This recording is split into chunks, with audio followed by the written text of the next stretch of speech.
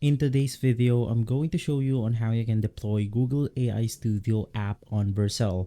So I have this tic-tac-toe application developed on Google Studio AI, and basically from here you want to click on the save to GitHub button, and then you want to log in your account.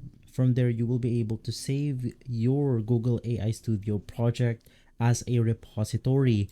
Now, GitHub is really important because we can connect GitHub to Vercel.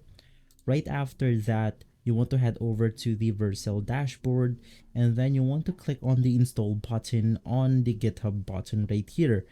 After making sure that you have gained access to your GitHub, in my case, this is my account right here, you then want to look for the application that you want to deploy to Vercel. Now I have a lot of repositories, but I'll use this one as an example. Just click on import, and then you want to click on the deploy button. And so if this video has been helpful, leave a like, subscribe, and follow Guide to Everything for more videos like this. Thanks for watching.